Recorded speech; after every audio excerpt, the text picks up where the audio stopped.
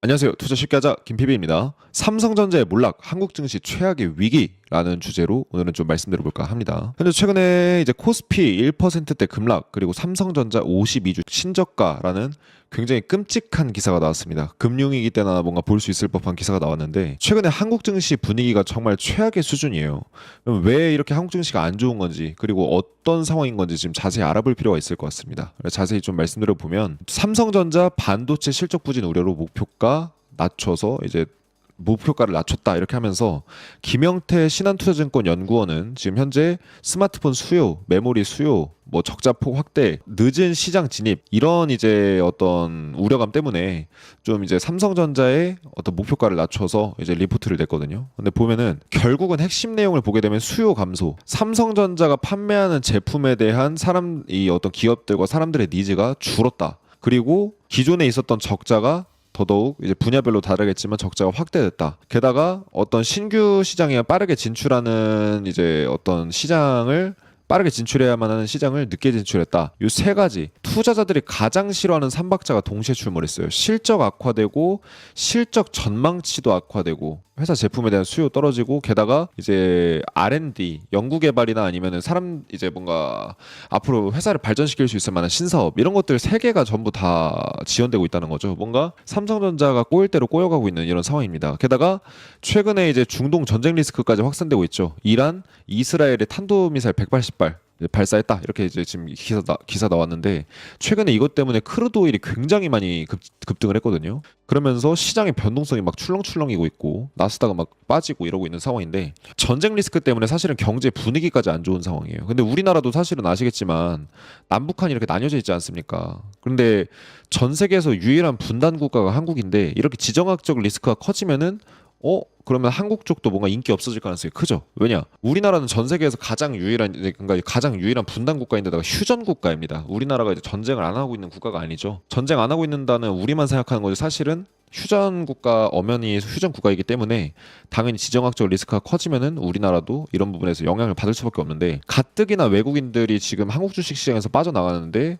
이런 이슈까지 터지니까 더더욱 빠져나갈 뭔가 원동력이 더 강해질 수밖에 없는 거겠죠. 그래서 기사 보시면은 한 달 동안 구조 팔았다, 외인 삼성전자 이탈 가속. 그래서 지난달 삼성전자 주가를 끌어내린 주체도 외국인이었습니다. 9월에만 삼성전자를 9조 원 가까이 팔아치웠는데, 유가증권 시장, 즉 코스피 순매도 금액보다 훨씬 더 많았다. 그러니까 이 우리나라 증시에서 8조 원의 순매도가 발생을 했는데 삼성전자에서만 9조 원이 발생을 했대요. 그러니까 오히려 다른 종목엔 좀 그래도 그나마 이제 외국인들 매수가 들어갔는데, 삼성전자에서만 압도적인 매도세가 나왔다고 보시면 돼요. 그러니까 우리나라 증시에서 발생한 8조 원 매도 물량이 대부분 다 외국인 매도세가 삼성전자에서 다 나왔다고 봐도 무방할 것 같습니다. 외국인이 삼성전자를 얼마나 많이 팔았는지 알 수 있는 대목이고, 기간으로 보면 지난달 3일부터 오늘까지 18거래일 연속으로 순매도, 이 정도면 거의 그냥 찍어 내리는 수준이죠. 근데 이 18거래일 기간 동안 삼성전자 주가가 이렇게 떨어지는 게 아니라 이렇게 떨어지고 있어요. 소나기처럼. 그래서 외국인들 중심의 매도세가 나오고 있는데, 사실 여러분들 아실 분들은 아시겠지만 한국 증시는 외국인 안 들어오면 절대 못 올라요. 기관이, 개인이 쌍끌이 매수를 해도 결국은 외인이 빠져나가면은 우리나라에서 거대한 뭔가 이제 시장 점유율을 차지하고 있는 게 외국인이라고 보시면 되거든요. 그래서 외국인이 빠져나가면 어떻게 된다? 한국 증시가 못 올라간다라고 보셔야 될 것 같아요. 그 삼성이 특히 여러분들이 잘 모르고 계시는 사실 중에 하나가, 삼성의 대부분 지분이 다 외국인 지분이에요. 알고 계셨나요? 50% 이상의 외국인 지분입니다. 삼성은 외국 기업이라고 봐도 될 정도예요. 왜냐? 회사의 주인이 주주인데 회사 주식을 50% 이상 갖고 있는 게 외국인이에요. 즉 삼성은 외국 기업이나 마찬가지다, 이렇게 얘기가 나올 수 있을 정도예요. 왜냐면은 KB금융그룹 같은 경우는 외국인 지분이 진짜 높거든요. 국민은행이라고 얘기를 하니까 되게 우리가 뭔가 한국 기업 같은 느낌이지만 사실은 외국인 지분이 엄청나게 높거든요. 그러니까 사실 우리나라는 외국인이 다 쥐고 흔드는 시장이라고 보시면 될 것 같습니다. 그래서 삼성전자 주가가 진짜 거의 뭐 나락을 가다 싶을 정도로 막 이렇게 떨어지고 있는데, 지금 이 하락폭이 좀 심상치가 않다는 거 여러분들 아실 거예요. 왜냐면은 상승 추세에 비해서, 상승 추세 각도에 비해서 하락 추세가 굉장히 가파르게 진행되고 있거든요. 이거 굉장히 위험한 시그널인데 뒤에서 말씀드릴게요. 거의 경제 위기 시그널 수준이나 마찬가지라고 봐도 될 정도인데, 한번 비교를 해볼게요. 실제 경제 위기 상황 당시에 주가 하락폭을 보게 되면, 금융위기 때 요 정도의 기울기로 떨어졌고요, 닷컴 버블 때 요 정도 기울기로 떨어졌어요. 근데 지금 사실 닷컴 버블 때나 금융위기 때보다 더 가파르게 떨어지고 있거든요. 이거는 뭔가 단순히 외국인들이 삼성전자를 그냥 뭔가 기피하는 정도가 아니라 아예 그냥 삼성전자에다가 그냥 공매도를 치면서 미친 듯이 그냥 찍어 누르는 식의 어떤 하락폭이에요. 이 정도는 사실은 지금 이제 얘기하는 뭐 수요 감소나 적자 확대 이런 개념이 아니라 뭔가 어떤 경제적인 큰 리스크를 대비해서 팔아치운다라고 봐도 될 정도예요. 왜냐? 금융위기 때나 닷컴 버블 때보다 더 심각하거든요. 이 하락폭이. 이 하락폭 자체가 우리한테 시그널을 주고 있어요. 왜냐? 주가라는 거는 가장 빠른 선행 지표입니다. 무슨 얘기인지 아시나요? 우리가 주가가 오를지 떨어질지를 분석하고 싶어 하지만 사실은 주가가 제일 선행 지표예요. 왜 그러냐? 주가에는 사람들의 심리도 들어있고요. 어떤 재무제표에 대한 어떤 이런 영향도 들어있고요. 경제에 대한 리스크나 이런 것들도 반영이 됩니다. 그리고 그 주가가 가장 빨리 움직여요. 주가는 모든 것들의 선행지표라고 보셔도 됩니다. 그래서 주가가 붕괴하고 나서 나중에 붕괴될 만큼 붕괴돼서야 뭔가 이슈가 나중에 터지면서 아 삼성전자 이래서 빠졌던 거구나. 실적이 말도 안 되는 급감을 거였구나. 내지는 뭔가 삼성전자 뭐 제품에 심각한 결함이 있구나. 이런 걸 나중에 알게 되는 거예요. 근데 우리가 지켜보던 이제 최악의 시나리오가 뭐냐면은 대공황이죠. 대공황. 경제가 현재 대공황 이래로 가장 큰 버블 국면에 있고 대공황이 터지기 직전과 가장 유사한 이런 상황인데 대공황 당시에 1929년이죠. 1929년부터 32년까지 3년의 기간 동안 주가가 마이너스 89% 빠졌습니다. 주가지수 기준으로. 지수가 이 정도 빠졌다라는 거는 실제 개별 종목 상장 폐지된 종목이 대부분이겠죠. 10종목 중에 다 최소 5종목 이상이 상장 폐지가 됐다라고 하더라고요. 그러니까 우리 지금 한국 증시에 2, 3천 개 정도의 종목이 상장되어 있으니까 그중에 절반은 상폐되는 이런 일이 100년 전에 일어났다고 보셔도 무방합니다. 절반 이상인 걸로 알거든요. 제가 알기로는 거의 상당수가 상폐된 걸로 알고 있는데 그 정도의 위기가 우리 이제 앞에 코앞에 다가온 걸 수도 있다라고 말씀드리고 싶어요. 왜냐면 제가 근데 이거를 그냥 뭐 제가 뇌피셜로 말씀드리는 게 아니라 명확하게 여러분들이 판단하실 수 있는 데이터를 보여드리면서 오랫동안 말씀드리고 있죠. 삼성전자의 이제 달러 원 환율을 보게 되면은 삼성전자 주가가 올라가게 되면은 원 달러 환율 떨어지고 환율 올라가면은 이제 증시 떨어지고 또 환율 떨어지면은 증시 올라가고 이런 식으로 삼성전자랑 환율은 역의 관계에 있습니다. 반대로 움직이는 관계인데 최근에는 환율이 떨어졌었거든요, 분명히. 근데 삼성전자 주가도 동시에 빠졌어요. 이건 뭔가 치명적이라고 봐도 될 정도입니다. 이 환율의 어떤 흐름이나 이런 것들을 전혀 무시한 채 이렇게 가파르게 떨어질 정도면은 매도 폭탄이 나왔다라고 봐도 될 정도거든요. 근데 이 정도면은 사실은 외국인들이 우리나라 한국 경제뿐만 아니라 한국의 어떤 삼성전자를 비롯해서 많은 종목들을 되게 굉장히 비관적으로 바라보고 있다는 것과 마찬가지예요. 근데 그게 사실은 이유가 없을 수가 없는 거거든요. 근데 제가 지난번에도 보여드렸지만 제가 데이터로 통해서 판단을 했을 때도 이제 추후에 세계 경제 위기가 왔을 때 가장 큰 타격을 받을 만한 이제 국가가 한국이에요. 특히 이제 주식뿐만 아니라 부동산도 굉장히 크게 영향을 받을 수 있을 것 같거든요. 굉장히 가능성이 높은데 제가 말씀드린 데이터뿐만 아니라 다른 외국 쪽의 이제 어떤 리서치 데이터를 보더라도 가장 크게 경제적으로 영향을 받을 만한 국가가 한국이다. 선진국 중에 경제 위기가 터지면 가장 이제 리스크가 큰 국가다 이렇게 이제 지금 아예 리서치 보고서도 나온 만큼 한국이 굉장히 이제 좀 외국인들이 봤을 때는 기피 순위 1순위 대상이지 않나.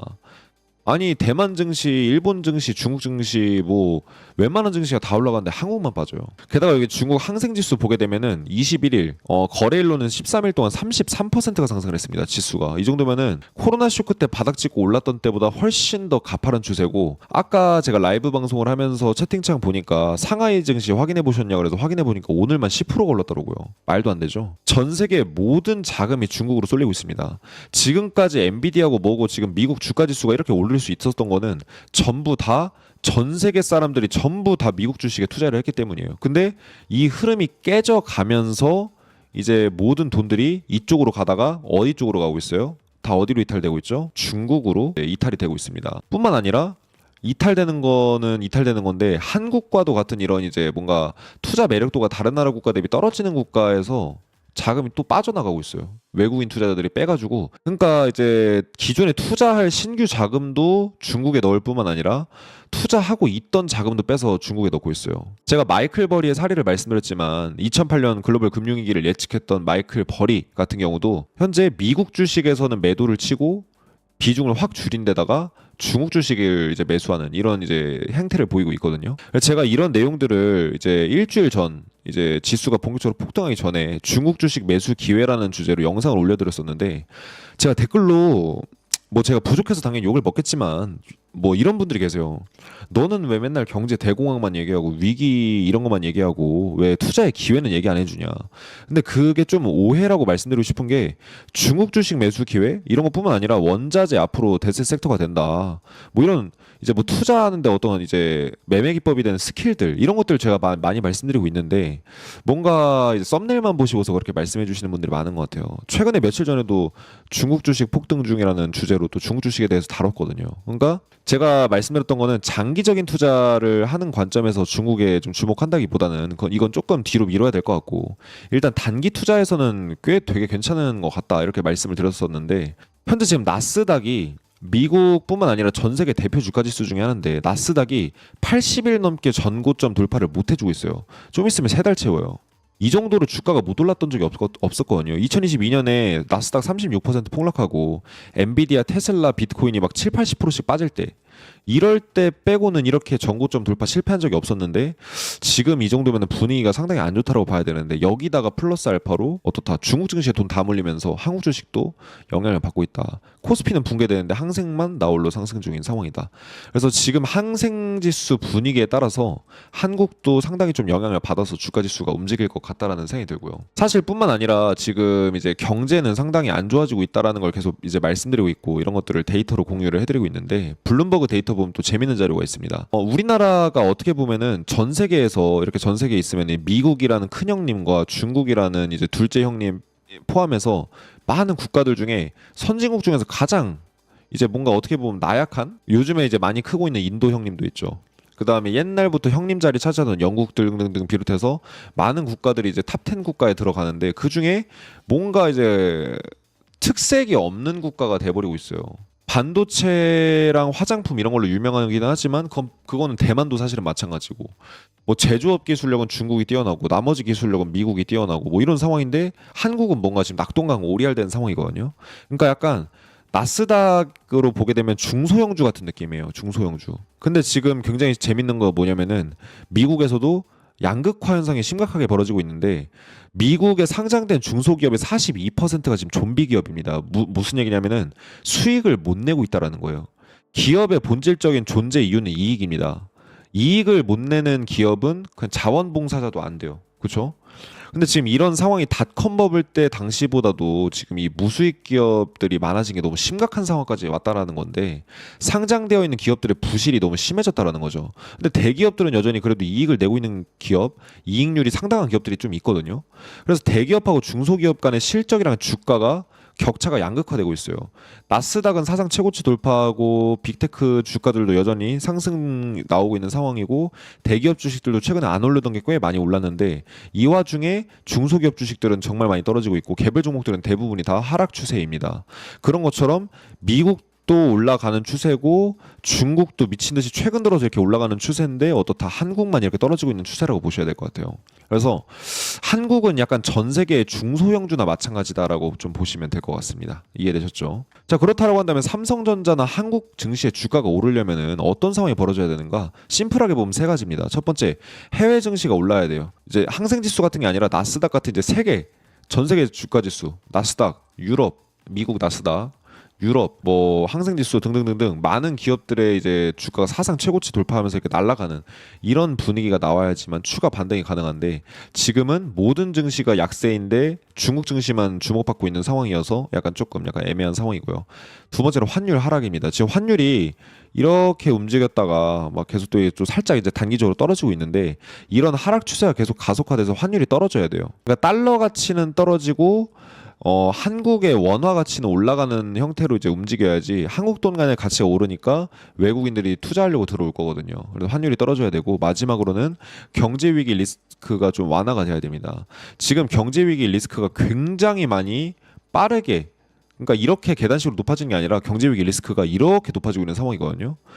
지금 모든 뭔가 상황에서 봤을 때 경제 위기가 굉장히 심화될 수 있는 이런 분위기 속에 있다는 겁니다, 우리가. 그래서 또 제가 공유해드리고 싶은 내용 중에 하나는 제가 백테스팅을 해봤을 때 제가 이제 개발한 전략이 되게 다양하게 있거든요. 뭐 KG, 변동성 매매 이런 다양한 전략들이 있는데 이 매매 전략을 테스트해봤을 때 이제 한국 같은 경우에는 일봉이나 시간봉 보고 매매하는 것보다 진짜 분봉 보고 매매하는 초단기 매매 내지는 데이 트레이딩, 스윙 이런 거 아니면 답이 없더라고요. 진짜 팩트가 그렇습니다. 10배 이상 성과가 더 나와요. 그러다 보니까 아 진짜 한국은 장기 투자로는 답이 없는 국가구나 이걸 제가 많이 느꼈거든요. 그래서 주도주 위주의 단기 매매가 가장 성과가 좋고 여전히 지금 한국 증시의 지수가 깨지더라도 오늘도 미친 듯이 폭등한 종목들은 여전히 있었거든요. 그래서 그런 주도주 위주의 단기 매매를 해나가시면서 뭔가 좀 이제 리스크를 많이 이제 좀 방지하는 이런 식의 방식의 투자가 좀 필요할 것 같고 요 세 가지가 이제 먼저 구현이 안 되면은 삼성전자뿐만 아니라 한국 이제 증시도 굉장히 좀 악화될 가능성이 높다. 그래서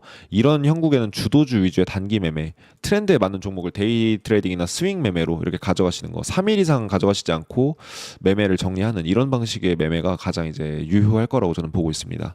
그래서 이런 부분들 참고하셔서 매매에 참고해 주시면 좋겠고요. 주가 떨어진다고 너무 스트레스 받으실 필요 없이 주가가 떨어지면 떨어지는 대로 투자 전략은 여전히 다양하게 있고 앞으로 경제 위기가 실제로 터진다라고 한다면 우리가 정말 기다리고 있던 그 이제 대공황이 터진다라고 한다면 그때 어마어마하게 주가를 싸게 담을 수 있는 기회 또한 올 테니까 이제 너무 이제 무리하지 마시고 현금 보유량 많이 이제 높여 가시면 좋겠다 이렇게 말씀드리겠습니다.